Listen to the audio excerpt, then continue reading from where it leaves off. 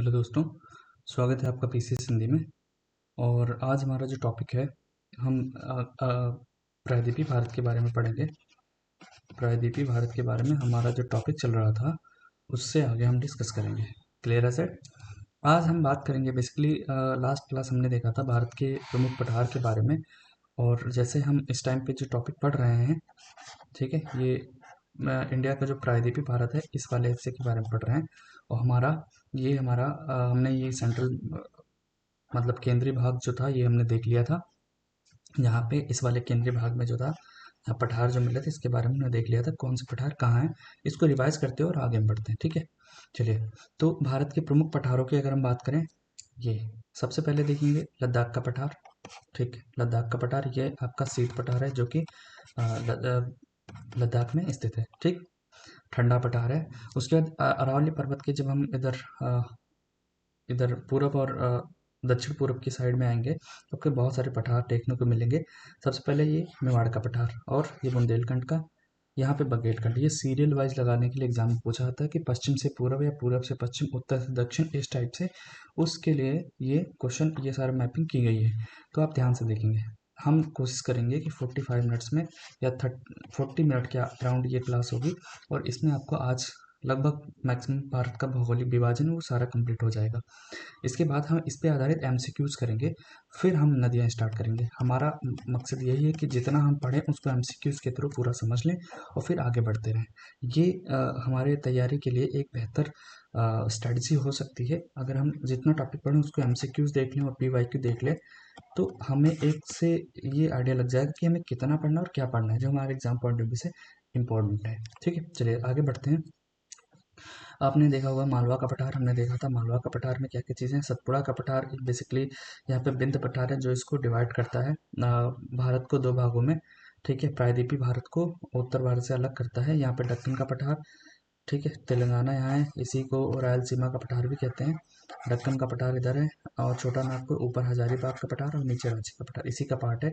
और ये जो प्रायद्वीपीय भारत का जो क्षेत्र है, यहाँ से लेकर के कहाँ तक गया है, लगभग शिलोंग वाले क्षेत्र तक गया है। ठीक, ये ऐसे करके है।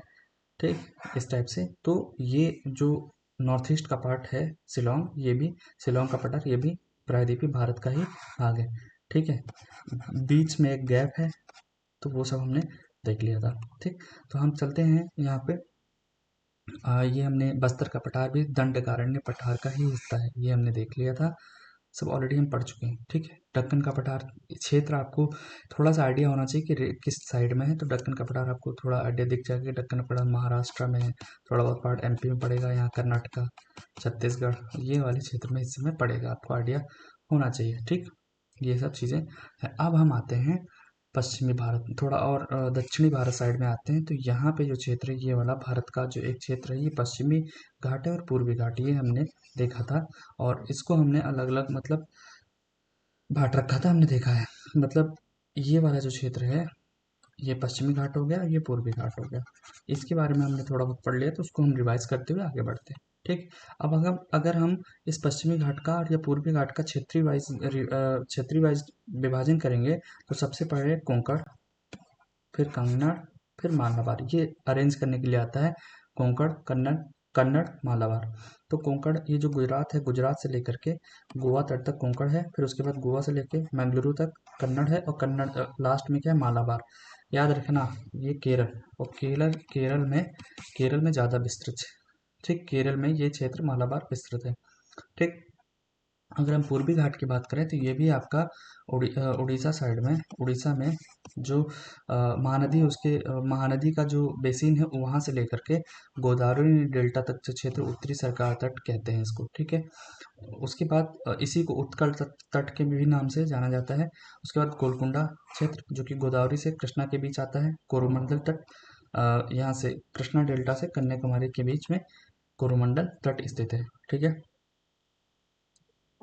आप कुछ डिटेलिंग पॉइंट क्या है कि पश्चिमी और पूर्वी घाट के कुछ इंपॉर्टेंट पॉइंट है जो हमारे एग्जाम पॉइंट से कथन निष्कर्ष वाले टॉपिक में बन के आ सकते हैं, कथन निष्कर्ष। तो वो भी हमने यहाँ पे डाला है। जैसे पश्चिमी घाट के निमग्न, निमग्न मतलब जो निमग्न है, पानी में डूबा हुआ क्षेत्र है पश्चिमी घाट का। निमग्न तट की चौड़ाई पूर्वी घाट के निमग्न तट की चौड़ाई से ज़्यादा है, अर्थात पूर्वी घाट की चौड़ाई कम तथा गहराई भी कम है। पूर्वी घाट के मैदान ज़्यादा चौड़े होते हैं। अभी इसका रीज़न क्या है वो हम देख लेते हैं। आई थिंक ये सब हम पढ़ चुके हैं। चलिए तो थोड़ा सा और फटाफट आगे बढ़ते हुए अब मैं यहाँ से प्रॉपर स्टार्ट करता हूँ, इसी के बारे में है और इसमें जो इम्पोर्टेंट चीज़ है वो आपको देखने को मिल जाएगी। ठीक है, तो ध्यान से सुनते रहिए, आपको सारा का सारा टॉपिक क्लियर हो जाएगा। हमने पश्चिमी घाट देख लिया, कौन सा है, पश्चिम की तरफ पश्चिमी घाट, पूरब की तरफ पूर्वी घाट। अब इसमें हम उसकी उत्पत्ति कैसे हुई ये देखते हैं। ठीक, उत्पत्ति कैसे हुई है? इस भारत के तटीय क्षेत्रों में पाई जाने वाली एक सकरी पेटी है जो मुख्य रूप से जलोढ़ एल्यूवियल से निर्मित है। जलोढ़ से निर्मित है। इन जलोढ़ का मतलब नदी द्वारा लाई गई मिट्टी से निर्मित है। भूवैज्ञानिक काल अगर इस देखा जाए, इसका उत्पत्ति जो है प्लेस्टोसीन से हेलोसीन के बीच में इसकी उत्पत्ति मानी जाती है। पश्चिमी घाट की हम बात कर रहे हैं अभी, पश्चिमी घाट की बात कर रहे हैं। पश्चिमी घाट, पूर्वी पश्चिमी, ये हम अभी मतलब दोनों की बात करें, लेकिन अभी स्पेशली हम पश्चिमी घाट के बारे में बात करेंगे। ठीक, अभी ये हम घाटों के बारे में पूर्वी और पश्चिमी दोनों घाटों के जो कॉमन पॉइंट है वो देख रहे हैं और इनका निर्माण कैसे हुआ है। नदियों द्वारा बहाकर लाए गए अवसादों और जलोढ़ों का, जो नदी है वो अपने साथ मिट्टी लेके आएगी और यहाँ पे जमा करती रहेगी। तो क्या हो जाएगा, धीरे धीरे एक प्लेन टाइप में, मैदान टाइप में ये क्षेत्र हो जाएगा। ठीक है, और इसके साथ साथ में नदियों द्वारा मिट्टी लाएगी और प्लस समुद्र द्वारा, समुद्र का जो तरंगे आती हैं, तरंगे भी अपने साथ कुछ कण लेके आती रहती है मिट्टी का, तो उसके द्वारा भी इसका निर्माण। तो यही लिखा हुआ है कि समुद्री तरंगों द्वारा होने वाली अपरदन और निक्षेपण की प्रक्रिया भी इसमें शामिल है। किसमें? इसके निर्माण में। और ये निर्माण टाइम क्या हुआ है, प्लेस्टोसीन से होलोसीन के बीच में इस मैदान की उत्पत्ति मानी जाती है। क्लियर है सेट? ठीक, चलिए तो आगे बढ़ते हैं और थोड़ा सा हम अब प्रॉपरली पश्चिमी घाट के बारे में बात करेंगे, ये वाला टॉपिक। ठीक, तो पश्चिमी घाट के बारे में देखते हैं थोड़ा सा। चलिए तो अब हम लेट्स स्टार्ट। चलिए तो पश्चिमी घाट में देखेंगे, इसका भौगोलिक विस्तार देखें, उत्तर में गुजरात से लेकर दक्षिण में कन्याकुमारी तक विस्तरित है, ये हमने देखा। चौड़ाई प्रारूप क्या है, इसकी चौड़ाई हर जगह पर एक समान नहीं है। अब यहाँ पे हम देखेंगे जो ये वाला क्षेत्र हर जगह चौड़ाई समान नहीं है, ऐसे करके है। हम जैसे दक्षिण में जाते जाएंगे इसकी चौड़ाई में कमी आती जाएगी। यहाँ पे दो नदियाँ मिलती हैं जिसमें एक नर्मदा है और एक ताप्ती है। और नर्मदा ताप्ती बेसिकली ये पठारों से निकल के आती हैं और अपने साथ कुछ ना कुछ मिट्टियाँ लेके आएंगी शुरुआती दौर में, और यहाँ पे इसके जमाव के कारण ही ये क्षेत्र थोड़ा चौड़ा हो गया है। ठीक है, इसकी चौड़ाई हर जगह समान नहीं है। नर्मदा और ताप्ती नदियों के मुहाने पर इसकी चौड़ाई सबसे ज़्यादा पाई जाती है। क्लियर है सेट? ठीक, अभी तो ये वी आकार घाटी में बहती हैं, भ्रंश घाटी में बहती हैं। ठीक, उसके बाद अगर हम क्षेत्रीय उपविभाजन करें यहाँ पे उत्तर से दक्षिण की तरफ, तो सबसे पहले अभी हमने बात किया था कोंकण, कन्नड़ और मालाबार, ये तीन है, याद रखिए। कोंकण, कन्नड़, मालाबार। कोंकण, कन्नड़, मालाबार, ये आप याद रखिए, कोई ट्रिक मत यूज़ कीजिए, नॉर्मली 2-3 बार नाम ले लीजिए, मैप को देख के आपको ये चीज़ें क्लियर हो जाएंगी। ठीक है, तो कोंकण तट गुजरात महाराष्ट्र सीमा से गोवा तक जाता है, गोवा तक जाता है, ये हमने देख लिया ऑलरेडी।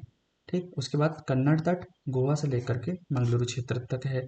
मालाबार तट मंगलुरु से लेकर केरल तक का तटीय मैदान है। इसका अधिकांश हिस्सा केरल राज्य में आने के कारण इसे केरल तट भी कहते हैं। तो मालाबार तट को केरल तट भी कहते हैं क्योंकि इसका विस्तार, अधिकांश विस्तार केरल में है, इसलिए इसे केरल तट के नाम से भी जाना जाता है। अब हम इसमें देखेंगे कि जो पश्चिमी घाट है, तो पश्चिमी घाट में कुछ झीलें हैं और कयाल भी हैं। ठीक, तो अब हम इसके बारे में थोड़ा जान लेते हैं।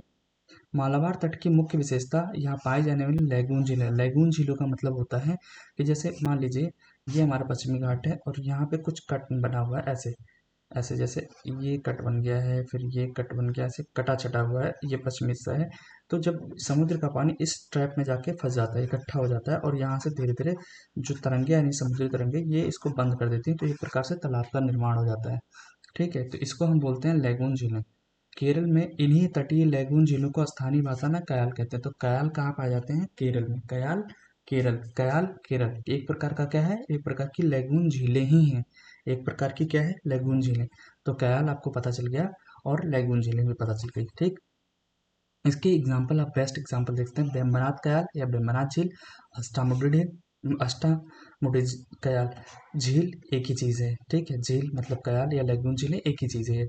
आर्थिक महत्व क्या है, केरल का प्रसिद्ध कोच्चि बंदरगाह जो है ना, इसी प्रकार की एक कयाल झील के मुहाने पर स्थित है। इस कोच्चि बंदरगाह, ठीक है, तो ये आपको पता चल गया।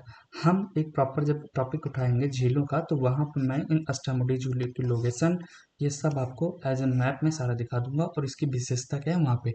खास करके यहाँ नौकायन प्रतियोगिता होती है। यहाँ पे एक एनएच भी पाया जाता है, जो भारत का सबसे छोटा एनएच है।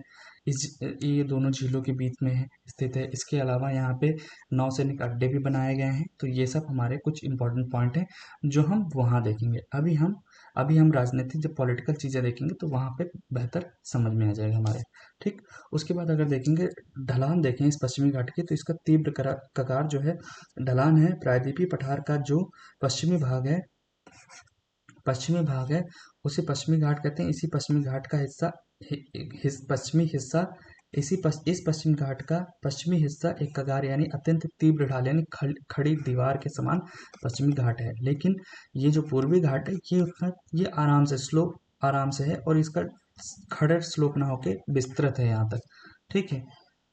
उसके बाद हम देखेंगे यहाँ पे अपवाह तंत्र। अब जब पश्चिमी घाट है, यहाँ पे खड़ी ढलान है बिल्कुल दीवार की तरह, तो यहाँ से नदियाँ गुजरेंगी, तो गुजरेंगी क्या बनाएंगी, यहाँ पे डेल्टा बनाएंगे? नहीं, ये डेल्टा नहीं बनाएंगी, ठीक है। तो डेल्टा का अभाव पाया जाता है। पश्चिमी तट पर बहने वाली नदियाँ अत्यंत तीव्र ढाल से उतरती हैं। और ऑब्वियस सी बात है, अभी एक बात बताइए, जैसे अगर पहाड़ों से कोई नदियाँ उतरती है, तो क्या उतरते हुए डेल्टा बना लेती है? नहीं, बहुत तेजी से उतरती हुई मिट्टी विट्टी काटते हुए सीधे आगे बढ़ जाती है, ठीक है।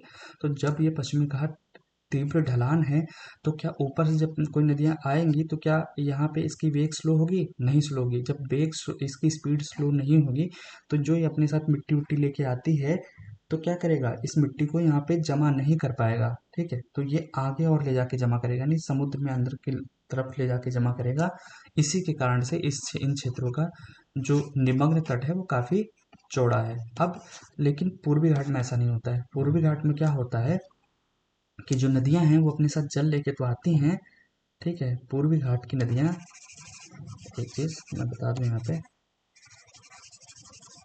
ठीक है। जैसे पूर्वी घाट की नदियां अपने साथ मिट्टी उट्टी जब लेके आती हैं, तो उसका ढाल बहुत कम है। स्लोप जो ये लगभग मैदानी क्षेत्र में बहती हैं, और जब स्लोप कम है तो धीरे धीरे बहती तो है, लेकिन ये कई दार बहुत स्पीड इनकी जब स्लो हो जाती है, तो ऐसे ऐसे करके बहने लगती हैं, और ये फिर जाके अलग अलग स्रोतों से जाके समुद्र में मिलती हैं, ठीक है। जिसके कारण से इनके द्वारा जो लाई गई मिट्टी होती है इसी क्षेत्रों में जम जाती है, और अलग अलग धाराओं से मिलकर के एक प्रकार ये डेल्टा बनाती हैं। डेल्टा का मतलब, जब नदी की जो मुख्य धारा है कई भागों में बट जाती है समुद्र में मिलने से पहले, तो इधर वाला जो क्षेत्र है, ये वाला जो क्षेत्र है, वो डेल्टा कहलाता है, ठीक है।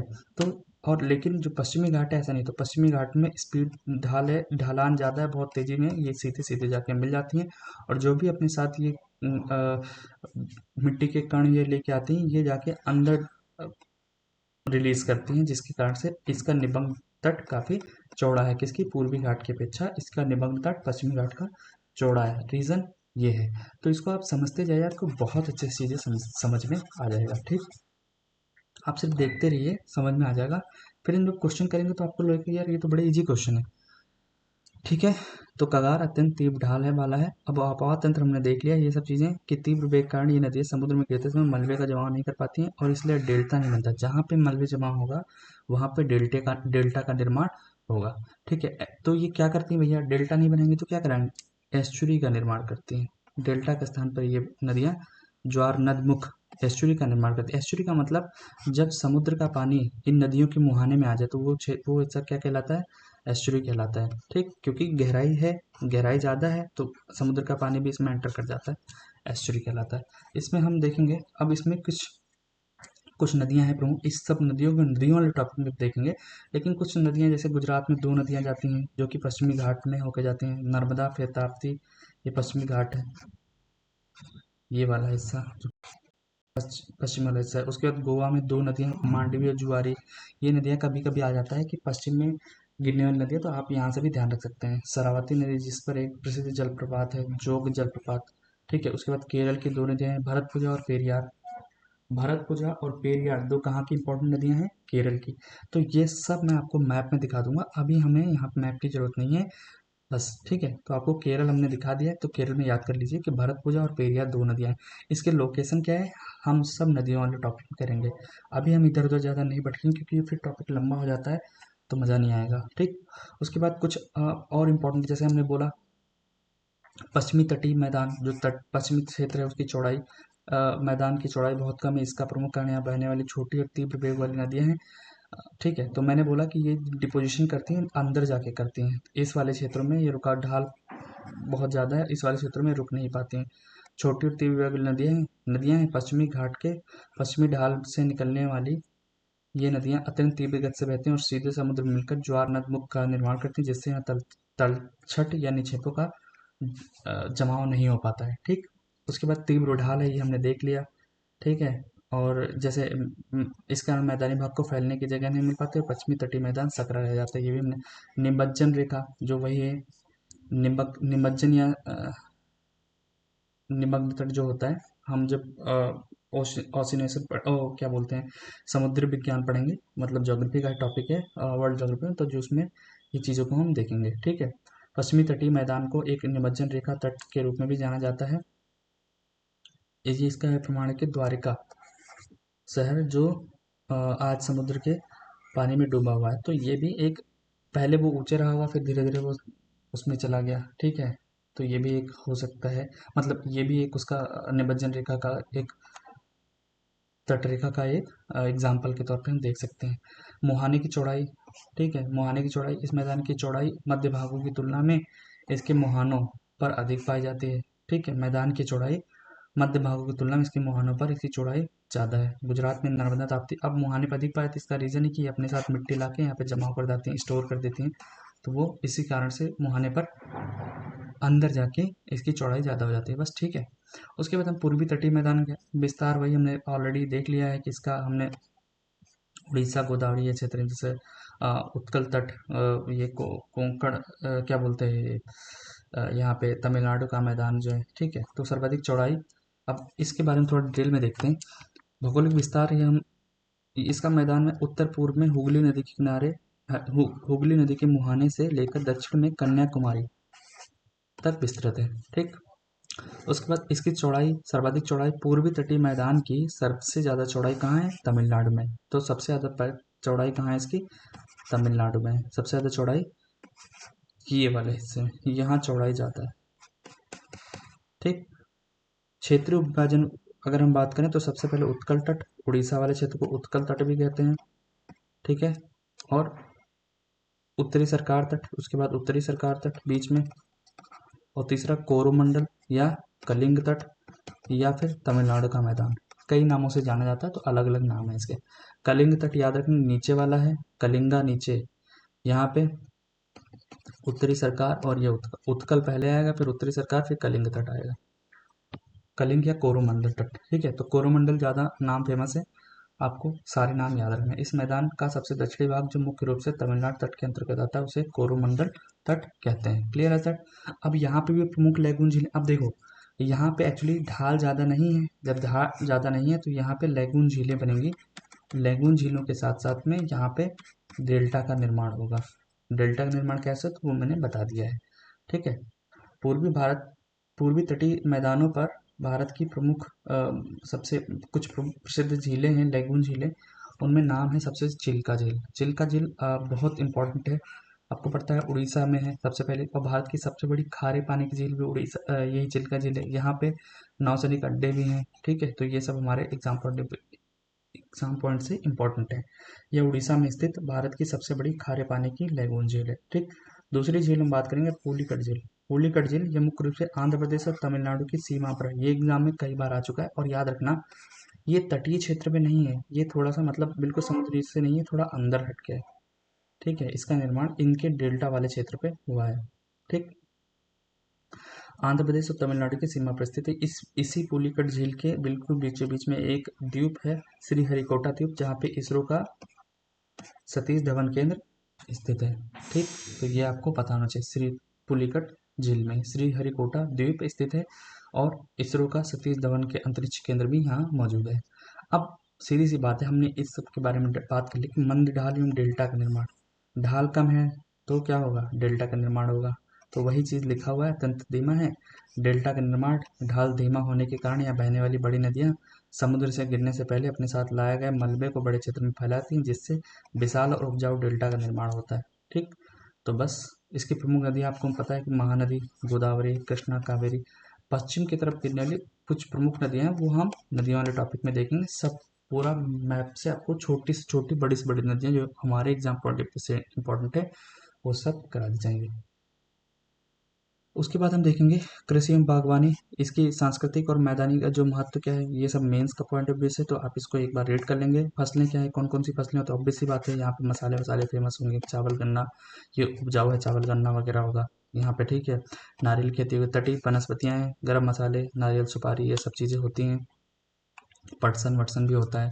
ढाल आधारित कृषि, ढाल आधारित कृषि चाय और कॉफ़ी की ढाल आधारित कृषि, ये इंपॉर्टेंट है। ठीक है, बागवानी कृषि के अंतर्गत तो ये, अब इन क्षेत्रों में औद्योगिक गतिविधियां भी होती हैं, जैसे नारियल उद्योग स्थापित है, मत्स्य उद्योग स्थापित है। तटीय क्षेत्र में अन्य मतलब ये मछली से संबंधित कुछ इंपॉर्टेंट है। नमक तैयार करना यहीं पे होता है, मछलियों को सुखाकर डिब्बों में बंद करके सब बेचा जाता है, तो हमारे औद्योगिक दृष्टि से भी इंपॉर्टेंट है।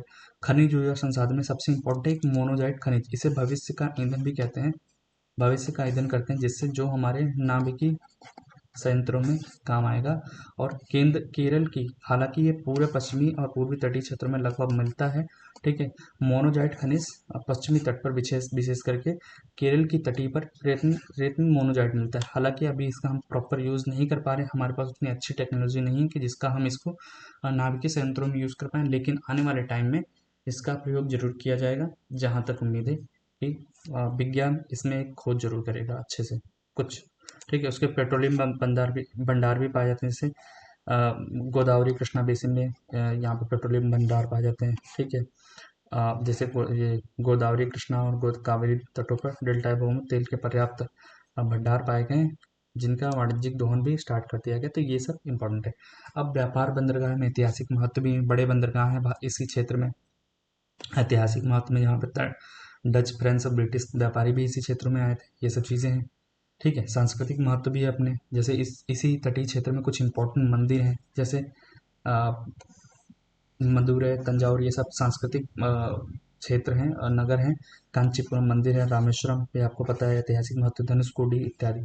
ये शहर प्राचीन वास्तुकला, मंदिरों और भारतीय संस्कृति के प्रमुख केंद्र हैं। ये सब मेंस पॉइंट ऑफ व्यू से, मेंस के लिए इंपॉर्टेंट है। जब हॉर्टिकल्चर की बात होगी, हिस्ट्री से जुड़े, तो इसको हम रिलेट करके उसमें लिख सकते हैं। ठीक है, भारत के प्रमुख द्वीपों में बात करें तो कुछ तटीय पर्यटन स्थल हैं जो इसके अंतर्गत आए, तो आप पश्चिमी तट पर देखेंगे तो वलसाड़ गुजरात में है, मडगांव गोवा में, और जुहू, आपका बहुत फेमस नाम है जुहू बीच, मुंबई महाराष्ट्र में। ठीक है, पूर्वी तट पर जैसे चेन्नई है, गोपालपुरी है, ये सब भी तटीय क्षेत्र में स्थित कुछ कुछ टूरिज्म साइट है। ठीक, अब हम एक चीज़ और देखेंगे, लास्ट टॉपिक है द्वीप इस टॉपिक का, तो इसी के साथ हमारा लगभग भारत का जो भौगोलिक विभाजन है वो खत्म हो जाएगा। इसके बाद हम नदियों वाले टॉपिक पे आएंगे। ठीक है, तो चलिए आज स्टार्ट करते हैं। भौगोलिक रूप से अगर देखा जाए तो भारत के कुल 247 द्वीपों को दो भागों में विभाजित किया गया है। पहला अरब सागर में है, जैसे ये वाला हमें पता है कि ये बंगाली की खाड़ी है यहाँ पे, और इधर है अरब सागर।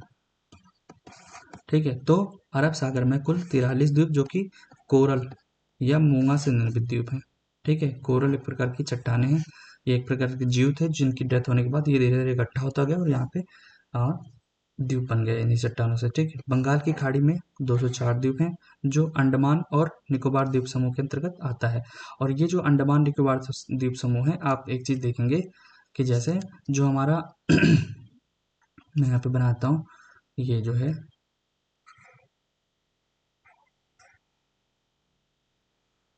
ये वाला क्षेत्र मैं बताता हूँ।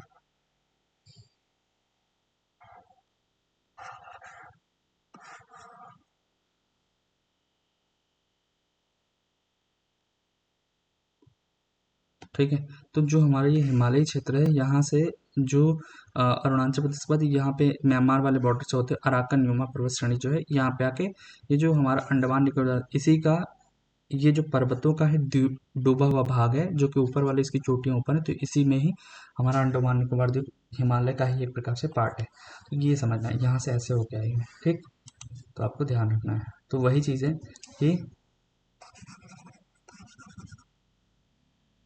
चलिए, तो बंगाल की खाड़ी के द्वीप में इसके अंतर्गत अंडमान निकोबार द्वीप समूह आता है। यह म्यांमार के अराकन योमा पर्वत श्रृंखला का ही पार्ट है, ठीक है, जो कि हिमालय का पूर्वी विस्तार है, का ही समुद्र में डूबा हुआ हिस्सा माना जाता है। तो ये आपको पता होना चाहिए। और सबसे पहले हम हिंद महासागर अंडमान निकोबार द्वीप समूह में ये देख ले, मतलब हिंद महासागर में स्थित अंडमान निकोबार द्वीप समूह है, उसको हम देख लेते हैं। बंगाल की खाड़ी में स्थित है, हिंद महासागर का पार्ट है, लाइक दिस। चलिए तो देखते हैं। हिंद महासागर के अंतर्गत बंगाल की खाड़ी में स्थित भारत का एक महत्वपूर्ण केंद्र शासित प्रदेश है। कौन? हिंद महासागर। द्वीपों की संख्या यहाँ पे 572 है, छोटे बड़े द्वीप हैं, और इसमें केवल 38 द्वीपों पर मानव लोग पाए जाते हैं, रहते हैं, ठीक है। छोटे छोटे बहुत सारे द्वीप हैं, लेकिन जिसमें से सिर्फ 38 द्वीपों पर ही मानव रहते हैं। राजधानी इसकी पोर्ट ब्लेयर है, जो दक्षिणी अंडमान में स्थित है। अभी हम इसको देख लेंगे। ये ठीक है, सबसे उत्तर में ना, अगर मैं ऐसे देखूँ, उत्तर में कोको द्वीप है, ये हमारा म्यांमार के अंतर्गत है, और म्यांमार ने इसको चीन को लीज पे दे रखा है, ठीक है। मतलब सर पे हमारे अंडमान निकोबार द्वीप समूह के चीन बैठा हुआ है। उत्तरी अंडमान, उसके बाद उत्तरी अंडमान आएगा, फिर मध्य अंडमान आएगा, फिर दक्षिणी अंडमान आएगा, ठीक है। और दक्षिणी अंडमान में ही इसकी राजधानी क्या है? पोर्ट ब्लेयर स्थित है। ब्लेयर यहीं स्थित है, कहाँ पे? दक्षिणी अंडमान में। उसके बाद आएगा, हम देखेंगे लिटिल अंडमान, इसके बाद लिटिल अंडमान। ये सजाने के लिए भी आ सकता है। उत्तरी उत्तरी मतलब सबसे पहले कोको द्वीप, फिर उत्तरी अंडमान, उत्तर मध्य दक्षिण और लिटिल, उत्तर मध्य दक्षिण और लिटिल, उत्तर मध्य दक्षिण और लिटिल, ठीक है। 10 डिग्री चैनल, यह जलमार्ग जलमार्ग अंडमान द्वीप समूह को निकोबार द्वीप, इसके बाद हमारा निकोबार द्वीप समूह स्टार्ट होता है। तो यहीं पे हमारा 10 डिग्री चैनल, ठीक है। तो यह लिखा हुआ है कि यह जलमार्ग अंडमान द्वीप समूह को निकोबार द्वीप समूह से अलग करता है। उसके बाद यहाँ पे कार निकोबार, लिटिल निकोबार, और इसके बाद ग्रेट निकोबार, ठीक हो गया, ग्रेट निकोबार। तो ये सब है। ऐतिहासिक भाषा में अगर देखें तो अंडमान से हन, हंडूमन से आया है, जो कि हिंदू देवता हनुमान से संबंधित है। निकोबार, यह भी मलय भाषा के से लिया गया, जिसका शब्द होता है नग्न, लोगों की भूमि से। अब यहाँ पे अंडमान निकोबार की कुछ इंपॉर्टेंट जनजातियां हैं, जो हमारे पॉइंट ऑफ व्यू से इंपॉर्टेंट हैं। हालांकि जब हम जनजातियों वाला पार्ट करेंगे इसी में इंडियन ज्योग्राफी में, तो वहाँ पे अलग से भी हम देख लेंगे। तो यहाँ पे महा अंडमानी, ओंगे, जारवा, सेंटिनल, ये जनजातियां पाई जाती हैं। याद रखना, महा अंडमानी, ओंगे, जारवा और सेंटिनल आपको याद होना चाहिए। महा अंडमानी, ओंगे, जारवा और सेंटिनल। और निकोबार द्वीप समूह में निकोबारी और सोमपेन, ये आपकी निकोबार द्वीप समूह में स्थित पाई जाने वाली जनजाति हैं। अब यहाँ पे जनसंख्या है, कुछ भौगोलिक तथ्य आपको याद रखने की जरूरत है, कोई जरूरत नहीं है, इतना है तो नहीं, लेकिन यही है कि आप पढ़ना चाहते हैं एक बार रीड कर लेंगे, ठीक है। अब हम इसकी उत्पत्ति वही देखेंगे। मैंने बोला कि अराकन यमा, जो म्यांमार और इंडिया के बॉर्डर पाया जाता है, जो कि हिमालय का ही पार्ट है।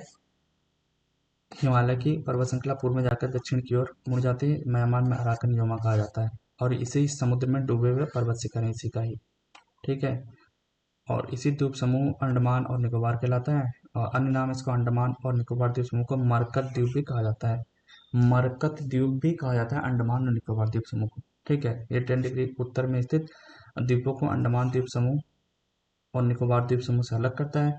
दक्षिण में 10 डिग्री उत्तरी अक्षांश के दक्षिण में निकोबार द्वीप समूह, ये हमने देख लिया। यह लिटिल अंडमान और कार निकोबार के बीच स्थित है, ये भी हमने देख लिया। कोको द्वीप मैंने देख लिया। उत्तरी अंडमान, उत्तरी अंडमान में सबसे ऊंची चोटी है, कौन सी? Saddle peak. अंडमान निकोबार की सबसे ऊंची चोटी कौन सी? सैडल पीक, उत्तरी अंडमान में स्थित है। मध्य अंडमान जो है ना, क्षेत्रफल की दृष्टि से सबसे बड़ा है मध्य अंडमान, याद रखना है।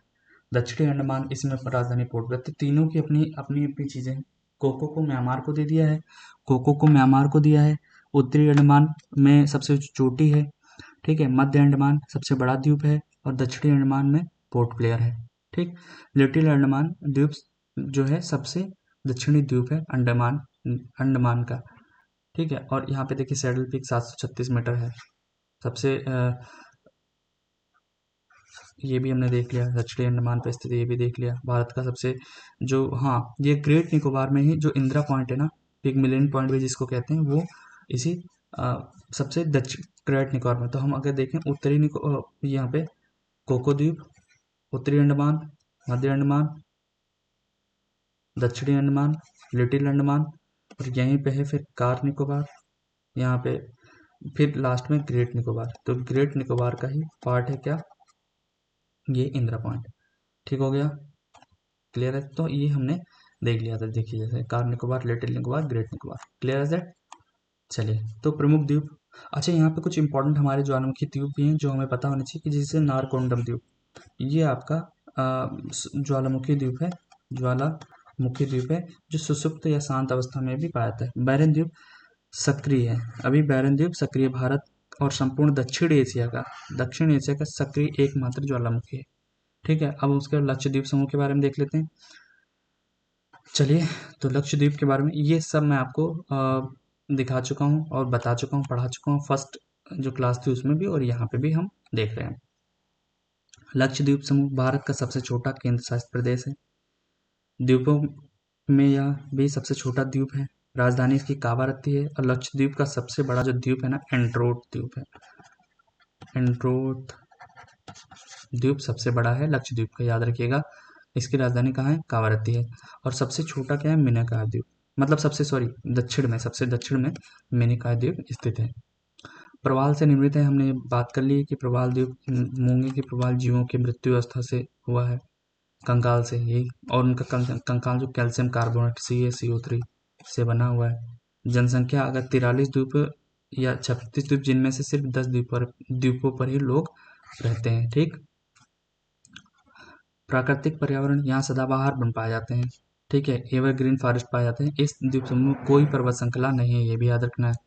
लक्षद्वीप में कोई भी पर्वत श्रृंखला नहीं है। और यहाँ पे बेसिकली नारियल के वृक्षों, मत्स्य पालन और पर्यटन के लिए ये क्षेत्र फेमस है। अब कुछ इम्पोर्टेंट है, ये इम्पोर्टेंट मैं मैप में आपको जब अगला मैप पढ़ाऊंगा तो वहाँ पे डाल दूंगा इस चीज़ों को। भारत के कुछ प्रमुख द्वीप हैं वो जो आपको पता होना चाहिए। गंगा सागर और न्यू मोरिया द्वीप। जब हम वेस्ट बंगाल देखते हैं तो वेस्ट बंगाल के यहाँ पे बिल्कुल जस्ट स्थित है। ये कौन सी, गंगा सागर या न्यू मोरिया द्वीप। इसका इतिहास से बहुत अच्छा नाता है, जब इतिहास पढ़ेंगे तो वहाँ पे देखेंगे। व्हीलर द्वीप, थोड़ा और नीचे आएंगे तो यहाँ पे जाएगा व्हीलर द्वीप। व्हीलर द्वीप, ठीक है। यह उड़ीसा में ब्रह्माणी नदी के मुहाने पर स्थित है। कौन सी, व्हीलर द्वीप जो है ब्रह्माणी नदी के मुहाने पर स्थित है। और डॉक्टर APJ अब्दुल कलाम द्वीप भी इसी हाल में ही नाम दिया गया है। हमने देखा था एक यहाँ पे पुलिकट झील थी, उसी में स्थित है। कौन सा, श्रीहरिकोटा द्वीप। श्रीहरिकोटा द्वीप। सतीश धवन इसरो का जो केंद्र स्थित है यहाँ पे। पंबन द्वीप, थोड़ा हम और नीचे आएंगे तो यहाँ पे पंबन द्वीप है। ठीक है। यहीं पे एक धनुषकोडी भी है, पता होना चाहिए। तो ये सब ठीक। हाँ, इसी द्वीप का सबसे जो रामेश्वरम है, इस पावन द्वीप पर हिंदुओं का प्रसिद्ध स्थल रामेश्वरम स्थित है। और इसका सबसे पूर्वी हिस्सा धनुषकोडी कहलाता है। धनुषकोडी से ही राम सेतु की शुरुआत होती है। तो ये सब पता होना चाहिए थोड़ा सा। गुजरात में ना नोरा और खादिया द्वीप स्थित है। गुजरात में नोरा और खादिया बेट द्वीप। मन्नार की खाड़ी आपको पता है तमिलनाडु श्रीलंका के मध्य स्थित है। आलिया बेट द्वीप, ये भी आपका गुजरात में है, नर्मदा के मुहाने पर आलिया बेट। ठीक है। और ये कच्छ की खाड़ी साइड में है। ठीक है। नोरा और खादिया बेट कच्छ की, और ये ऊपर साइड में खम्बात की खाड़ी साइड में। ठीक। आलिया बेट आपको द्वीप पता चल गया, नर्मदा के मुहाने पर। और यहाँ पेट्रोलियम खनिज पाए जाते हैं। एलिफेंटा द्वीप, नाम याद होगा आपको, एलिफेंटा, ये आपका मुंबई में स्थित है। और ये अपनी गुफाओं के लिए प्रसिद्ध है। सालसेट भी मुंबई में स्थित द्वीप है। सालसेट, ये मुंबई शहर, मूल रूप से जो मुंबई है वो 7 द्वीपों को आपस में जोड़ के बनाया गया है। ठीक। हिंद महासागर के प्रवाल द्वीपों का कुछ क्रम है। मालदीव आपको पता है। फिर अगर नीचे से मालदीव, मिनिकॉय, अगर मालदीव नीचे से ऊपर आएंगे तो मालदीव, मिनिकॉय और फिर लक्षद्वीप। मालदीव ये है, मिनिकॉय ये है और लक्षद्वीप ये है। तीनों संरचनाएं किससे निर्मित हैं, प्रवाल से। तो ये सब चीज़ें आपको पता होना चाहिए। ठीक है, इसमें कुछ खास थार का मरुस्थल ऑलरेडी हम देख चुके हैं, प्राकृतिक वनस्पति वहाँ पे थार का ये भी देख चुके हैं, आर्थिक महत्व भी हमने देख लिया है। क्लियर है सेट? तो इसी के साथ ये टॉपिक हमारा एंड होता है। ठीक है, अब हम अगला टॉपिक स्टार्ट करेंगे, भारत की नदियाँ या अपवाह तंत्र। बहुत अच्छे से आपको समझ में आ जाएगा। ये हमारी 35 मिनट्स की वीडियो में हमारा पूरा का पूरा जो चीज़ें हैं, भारत का जो भौगोलिक विभाजन है, सब कुछ हमने अच्छे से कंप्लीट कर लिया है। अब इस पे एक क्लास आपकी आएगी 20 मिनट की एमसीक्यू की। इसके क्विक रिवीजन के लिए मैं एक पूरी क्लास लेके आऊँगा, 10 मिनट्स या 20 मिनट्स में क्विक रिवीजन पूरा करवा दूंगा। आप उस पर एमसीक्यू सॉल्व करेंगे, आपको मोर देन आपके जितने भी पीवाईक्यू आई होगा ना, कुछ भी नहीं बचेगा, सब पीवाईक्यू हो जाएंगे और अगले क्वेश्चन जो भी बनेंगे आई होप यहाँ से हो जाए। ठीक है, तो इतना ही काफ़ी है आप लोग के लिए। और जो लोग भी ये वीडियो देख रहे हैं, और वीडियो को लाइक करिए, सब्सक्राइब करिए और शेयर करिए। ठीक है, हमें इस चैनल का रिच होना बहुत ज़रूरी है। ठीक है, इसकी रिच बढ़ेगी तो थोड़ा सा हमें भी उत्साह मिलेगा कि हम और अच्छे अच्छे वीडियोस लेके आएँ। ठीक है, 3 या 4 तारीख से आपकी यूपी स्पेशल स्टार्ट हो रहा है। इसके साथ साथ ही घटना चक्र का जो करंट अफेयर्स है वो भी स्टार्ट होगा 3 से 4 तारीख तक। आप थोड़ा सा वेट करिए। और यहाँ पे पीसीएस की संपूर्ण तैयारी आपकी करा दी जाएगी। पीसीएस की, यूपी पीसीएस की संपूर्ण तैयारी, और बिहार पीसीएस के लिए, बीपीएससी के लिए जीएस का एक बेहतर कंटेंट दिया जाएगा। क्लियर है सेट? चलिए फिर, थैंक यू सो मच, जय हिंद।